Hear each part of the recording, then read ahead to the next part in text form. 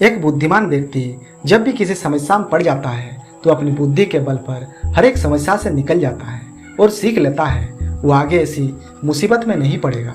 बुद्धिमान बनना स्कूल या कॉलेज में नहीं सिखाया जाता, वहाँ तो सिर्फ ज्ञान दिया जाता है। एक बार कुछ हिस्सों में बहस छिड़ जाती है, आखिर इस दुनिया में बुद्धिमान कौन और उनके कौन कौन से लक्षण होते हैं। जब इन सवालों के उत्तर उन्हें नहीं मिलते तब सभी शिष्य महात्मा बुद्ध के पास जाते हैं, उन्हें यह सवाल पूछते हैं। तभी महात्मा बुद्ध उन्हें कहानी के माध्यम से समझाते हैं। बहुत समय पहले एक नगर में एक बुद्धिमान राजा रहता था। उनकी बुद्धि और होशियारी की चर्चा दूर दूर तक थी। राजा कभी भी बिना सोचे समझे कुछ नहीं कहता और ना ही किसी आरोपी की बात सुने बिना उसे सजा सुनाता था। उसकी बुद्धिमत्ता के चर्चे सुनकर आसपास के कुछ राजा, रानियां और राजकुमारी उनसे जलते थे। इसी जलन के चलते सभी उस राजा की बुद्धिमत्ता की परीक्षा लेने के लिए नए नए तरीके अपनाते थे। हर बार राजा दूसरे राज्य के शासकों द्वारा ली गई परीक्षा में खरा उतरकर खुद को होशियार और योग्य राजा साबित करता था। एक दिन राजा की परीक्षा लेने के लिए एक राजकुमारी आई। उसके हाथों में 2 फूलों की माला थी। एक माला असली फूल से बनी थी और दूसरी नकली फूल से। उन दोनों मालाओं को देखकर यह भेद करना मुश्किल था कि कौन असली है और कौन नकली। इसी वजह से राजकुमारी ने राजा के सामने दोनों मालाएं रखकर पूछा, हे राजन, अगर आप बुद्धिमान हैं तो बताइए इनमें से कौन सी माला असली है। राज दरबार में बैठे सभी दरबारी माला को देखकर हैरान थे, क्योंकि किसी को समझ नहीं आ रहा था कि असली फूलों की माला कौन सी है, क्योंकि राजकुमारी का यह भी शर्त था कि उस माला को बिना छूकर बताना है, अर्थात उस माला को देखकर ही बताना है कौन असली है और कौन नकली है।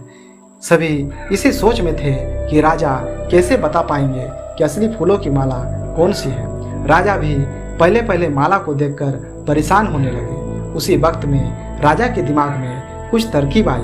उन्होंने तुरंत अपने एक सेवक से कहा, बगीचे की खिड़कियों को खोल दो।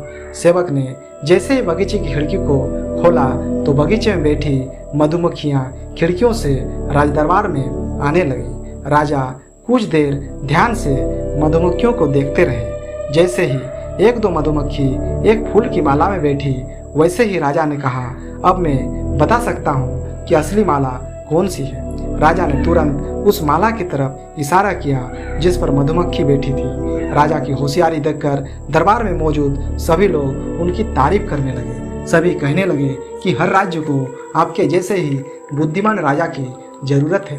राजकुमारी भी राजा के बुद्धिमत्ता देखकर खुश हो गई। उसने भी बुद्धिमान राजा की तारीफ में कुछ शब्द कहे और वहां से अपने राज्य की ओर निकल पड़े। तो महात्मा बुद्ध शिष्यों को कहा, अगर व्यक्ति अपनी बुद्धि का इस्तेमाल करे तो हर प्रश्न का सही जवाब खोज सकता है और हर मुसीबत का हल भी निकाल सकता है।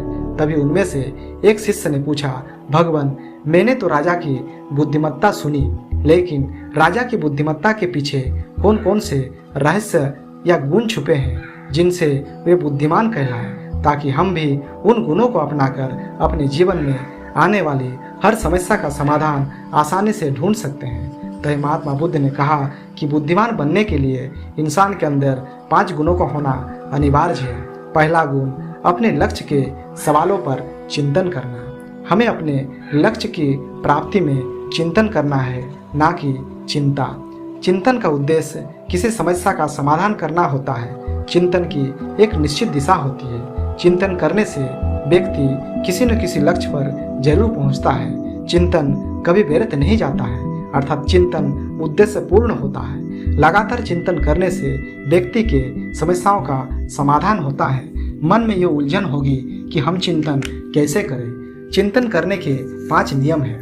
पहला, नियमित ध्यान करना। दूसरा, नकारात्मक विचारों से बचना। तीसरा, समस्याओं और असफलताओं को स्वीकार करना और इससे आगे बढ़ने की सीख लेना। चौथा, हमेशा दूसरों के साथ सकारात्मक बातें करना। पांचवा, अपने आप से प्रश्न पूछना और स्वयं ही उसका उत्तर देना। दूसरा गुण, सही रास्ते पर चलना। सही रास्ते पर चलकर हर कठिन परिस्थिति का सामना जो व्यक्ति करता है वही बुद्धिमान कहलाता है। जो व्यक्ति अपने काम को ईमानदारी और अच्छे मन से पूरा करते हैं वे हमेशा खुश होता है। जिंदगी में एक छोटा सा उसूल बनाना चाहिए। जिंदगी को खुलकर जीने के लिए रोज कुछ अच्छा याद रखना और कुछ बुरा भूल जाना चाहिए। जब हम अपनी ही परेशानियों में ऐसे उलझ जाते हैं कि बाहर निकलने का रास्ता नजर नहीं आता, ऐसी स्थिति में प्रेरणादायक विचार और अच्छे शब्द ही होते हैं जो हमें सही राह दिखा सकते हैं। कुछ भी अच्छा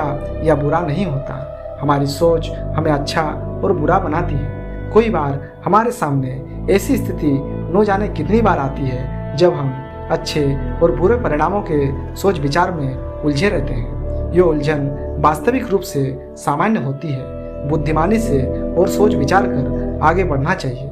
जो जल्दबाजी करते हैं वे गिर जाते हैं। तीसरा गुण, अपनी योजना को गुप्त रखना। जो व्यक्ति किसी कार्य के संबंध में बनाई गई योजना को गुप्त नहीं रख सकते, उनके कार्य नष्ट भ्रष्ट हो जाते हैं। किसी कार्य के लिए बनाई गई योजना में असावधानी बरतने से ऐसे लोगों पर प्रकट हो जाती है जो उसके विरोधी होते हैं। कई बार ऐसा होता है जब योजना बनाई जाती है तो उस समय वहाँ कोई ऐसे व्यक्ति हो सकते हैं जो उसका भेद शत्रु पर प्रकट कर दे। इसलिए हमेशा यह बात ध्यान में रखनी चाहिए कि सब कार्यों की सफलता के लिए योजना गुप्त होनी चाहिए और हमेशा तब तक गुप्त रखा जाना चाहिए जब तक कार्य पूर्णतया सफल न हो जाए।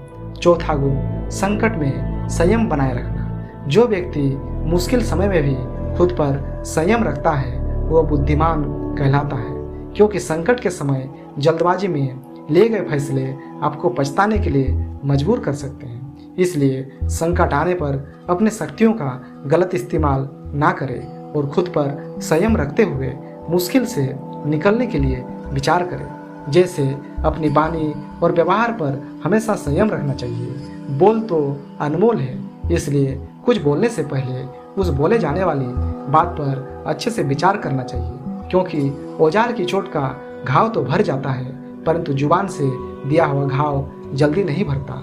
जीवन में हर रिश्ते की बहुत अहमियत होती है और आपसी समझ और प्रेम ही रिश्तों की डोर होती है। पांचवा गुण, अपने क्रोध को संभालना।